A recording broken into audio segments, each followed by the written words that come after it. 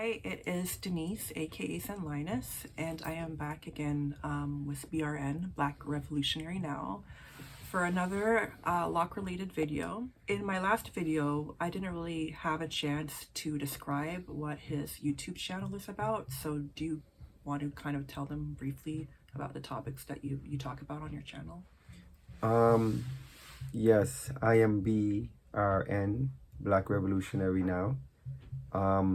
Basically, my channel is all about information to empower my African Black people with knowledge and information, and just being aware of who we are, where we came from, what we stand for, and what we need to represent moving forward. So that's basically is strictly for melanated people. So I wanted to make a video that I made many years ago by myself, and it was talking about my loc pet peeves. And back when I made that video, I wouldn't have been that far along in my loc journey, and my hair wouldn't even have been that long at that point. So it's kind of interesting to look back on how I feel now, being in the loc game, or whatever you want to call it, for many more years. So I'm going to talk about a few of my loc pet peeves first, and then you could talk about yours. So how many you have? I have four. Four? If I can remember them, I have four. Sure, okay, we'll share. Okay, so the first one, I think you mentioned this in your last video, is that people assume that you smoke. So it's not that bad for me. I think the last time it happened, I was on a TTC, and I don't remember if I was getting off the bus or this white guy was getting off the bus first, this middle-aged white guy. But then he said, hey, before either one of us got off, and he was going like this, like he was asking me a question. He was saying, do you smoke, basically? And I just shook my head and I got off the bus, or he got off the bus. And that kind of rubbed me the wrong way, because if I did smoke, I don't like strangers approaching me, because why would I, as a woman and a stranger, why would I go off with you and do anything with you? And the same thing happened years before that, when I was waiting for the bus, and I think I was in my 30s, and someone that looked like they were in their 20s or like early 20s came up to me and they asked if I smoked, and I said no. So I just find it weird and kind of distressing how men would, I don't know if they approach other men or they approach women, but just approach strangers asking if they would smoke, because why would you go off and smoke with someone you don't know? And that's if I smoke. Like, I'm not gonna admit to whether or not I smoke, but most of the time I would say no, I don't smoke. So maybe they were using that. They have a chance to talk to you because you're kind of cute. Not the white guy, though. Like, so he looked at me and it was like a stereotype. He's like, oh, I see a black person with locks, I'm gonna go ask him. But you gotta remember, you're a beautiful black woman, so you have all different groups of people who are gonna approach you, and they're gonna try to find any excuse to try to get your attention, because that is the introduction of wanting to come and say hi to you or to talk to you. So just remember that. Yeah, it's weird and it's unsafe, so that always rubs me the wrong way. But that was my first one. My second one you mentioned as well is that a lot of the time people think that your hair isn't real. So in the past, whenever I tell people that my hair is real, women, they kind of give me a snarky look sometimes. Or I've heard people say, while I was at work, not working in hair salons, but working in a different field, if I say it's real and it's two women together, sometimes I'll hear them say, no, it's not, or they'll do whatever, they'll say whatever under their breath. And I won't really fight them on it, because there's nothing to defend. Like, at the end of the day, I don't know them and I have nothing to prove to them. But I always think it's weird how you would assume that someone's lying about the hair that grows out of their head, especially in a situation where, you know, your mom, your dad, your kids, your people around you know it's real. They've seen it grow out of your head. So it's something you could prove if you have to prove, but at the same time, it's something you shouldn't have to prove. The third thing that I kind of dislike about having locks. So you're gonna just do all four, and you wouldn't even let me get one? I thought we were gonna take turns. Like, I was gonna do mine. Okay, go ahead. Yeah, well, hey, we can chop it up. We can chop it up to make it seem like we did a back and forth. We could chop it up that way. Yeah, we can share the wealth, right? Okay, do your first one. So, okay, So one of my biggest pet peeves is when I'm going to take a shower and when I need to put up my hair, because sometimes, I want to get my hair wet, especially when I just, Can I interrupt you? sure. Because they've seen how long my hair is, like they can look at my other videos. You have very long hair, and I don't know if they know exactly how long your hair is. Okay, so let me stand up. Yeah, it's very, very long. It probably won't even go into the camera frame, but it's So all it's the at way your down. hips or past your hips. Yeah, past my hips, all the way down to my side. So yeah, so that's my lock life. So when I'm taking a shower, I need to put it up. I need to wrap it up, and sometimes I guess the stuff that I use is very, sometimes one or two get away or run away, and it falls in the shower and it get wet or whatever, right? That's one of my one. Which is fine. When I'm actually putting on clothes, like if I'm gonna put on like a jacket, whatever, it goes all the way down my back. And sometimes I have to pull it out, whatever. But it's good pet peeve. It's nothing bad. Hey, sleeping also, because sometimes you can't sleep with your locks because it's very uncomfortable to lay on it, for like 7-8 hours of sleeping, whatever. So you have to kind of put it to the side, But it's good pet peeve. It's nothing that I can't live with, whatever, because I love my locks. It's part of who I am. It's part of my culture. It's part of my tradition. So I wouldn't have it any other way. Nice. And then I could relate to that because it's the exact same thing for me. Especially like, you know how you have the bonnets and stuff? Like you could wrap your hair at night. Yes. Like I have a satin bonnet at home, but if I try to sleep with the bonnet on, I'm still sleeping on my hair. It's so very my neck uncomfortable. is going to be crooked. Cause yes. The angle, because my hair is like in the way. So I get what you're saying. Yeah, most definitely. Yeah, but it's little pet peeves like that, whatever. But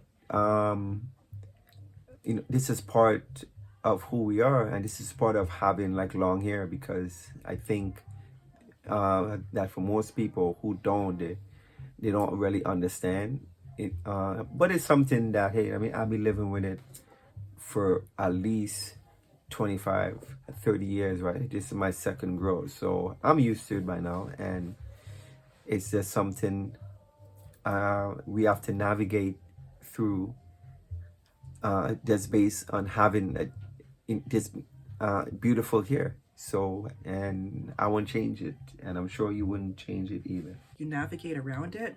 So if I complain about something and someone that doesn't have locks is like, well, then you should cut it shorter. Like I don't need to. Like whatever issues I have, I've learned how to navigate around it, and it doesn't even feel like a big deal anymore. Well, you did cut it, and I love your hair, and you should have cut it. No, but I mean, like, if I complained about having long hair, they'd be like, cut it shorter. Like, I trim it often. Yeah, you trim it because it's not uneven. Look, my own is very uneven, but it's this makeup.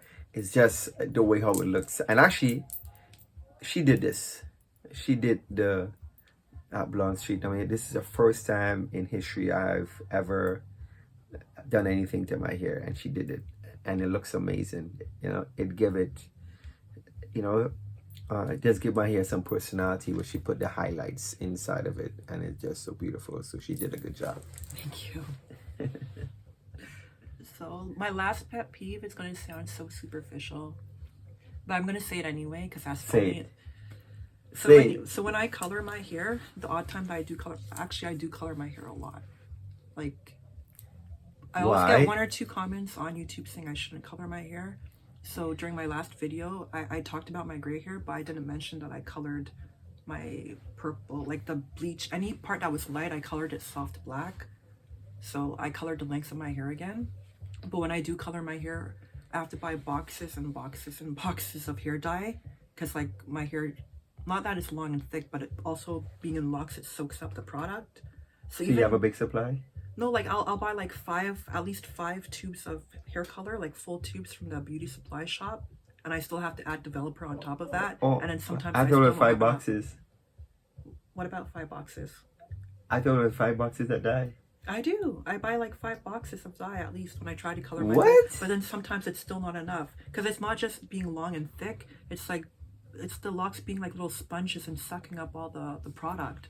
So even when I wash my hair, sometimes I feel like I'm using up a lot of shampoo. But it's like I feel like locks are sponges, and it's like I guess it's a good thing and a bad thing, like the way that you look at it.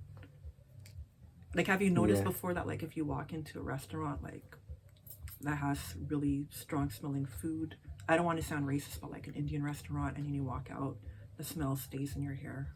Yeah. Well, that's not being racist. That's just It's the cuisine. It's not. yeah. And I mean, it's just Spices. I mean, acknowledging what certain foods does to your hair, and it does it to everything. Because you walk into a place like that, and you know, and you got to remember, like curry is something is very strong. So you could have clothes, you could have I mean a jacket like a wool jacket or whatever, and once you come out, your whole clothes and everything will be smelling like that. So that's nothing have to do with a different group of people, whatever. So I just want to make that clear. Yeah. Yeah, like I'm not trying to knock anyone down. It's just like it kind of irks me when it gets in my hair because my hair's like close to my face. So your hair's like whipping around all day and you can keep smelling it. Whereas like if you wear a jacket, you can take the jacket off. But for your hair, like it's a reminder. Very, very true. Yeah, that's the reason why. And locks is something too. You have to wash it, and I do. Right, and I'm sure I think I told you about this. Where you do a deep cleanse, where you put vinegar, baking soda, sea salt, and lemon, and you soak it in there for 10 minutes or 15 minutes. And when it does, the inside of the lock have a lot of dirt and debris, so it actually pulls it and brings it up to the surface.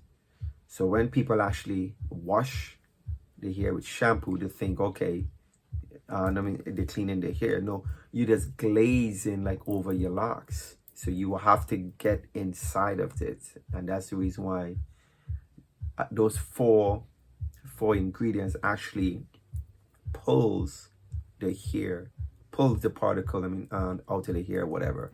And we should do a video on that because, yeah, that is something, I mean, a lot of people could actually learn from, actually how to properly cleanse and get into the fiber of your locks and bring out all the dirt and debris.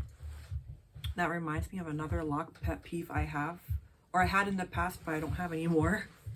Where like when I just started my locks and I would use different products, I would have like certain reactions, like Jamaican mango and lime. I think that's the brand name. Yes. Yeah, like I had an allergic reaction because it was applied to my scalp. Yeah. And then my scalp was burning and I had to rinse it out. That, it smells really It smells like good. candy. It smells really good, and it have these small little particles or something in it. I used that in my hair one time, and I had so much buildup, all kind of stuff. So yeah, the product smells good and it looks good. Yeah, the lime and mango, but there's a chemical in it that certain people, I ain't saying for everyone, but certain people, I mean, it doesn't agree to certain people, and it definitely didn't agree with me. And then there's a second part to that too, because the person that put it in my hair, they were interlocking my hair. So I didn't wash it out right away because I guess I didn't want my hair to get messy. So it was in my hair for 2 or 3 days before I figured out I needed to wash it because of the reaction. And my mom was pointing out at that time that because it was fall, like the leaves that were falling, like things were getting stuck in my hair because I'm not used to putting product in my hair. And the Jamaican mango and lime was like waxy. So it's like the texture as well. Like I don't like putting products in my hair because I get buildup. But that's another thing I didn't like about Jamaican mango and lime. And I think that's what inspired me to go like really low maintenance when it comes to products. Because I didn't want another reaction. I didn't want another headache with having something sticky in there. I'm like, if I can keep my hair healthy and not put products in my hair, I'll be happy. So I think that's what inspired me in the first place. did you have any more loc pet peeves? That's basically it. I mean, you know, it's just navigating through like during the day or whatever. You know, a couple of things might seem a little bit kind of inconvenience, you know, but it's a good inconvenience, and I won't change it for the world because I love my hair, you know, and it's part of who I am. It's part of my identity. So, and I'm sure, you know, you'll put up with certain pet peeves, but you won't change it too as well. So. Yeah, like I always say that in the future, if my hair ever thins out and I'm tempted to cut my locks, if I ever lose a lot of hair, if I ever do cut my locks, I'm going to just start them all over again. So it's something I'm kind of committed to at this point. Or at least save one. I have tons. I have tons already. I have way more than one saved No, up. I mean save one on your head. Oh, I've seen people so do if that. you're gonna cut it, yeah, save one. loose hair and then one. So guess what? back. You're gonna save one on the left side of your head. I'm gonna save one on the right side of my head. It sounds good. So we're gonna have, you know, we're gonna have locks together, but we're gonna have a lock. Okay. Yeah, because it's just one.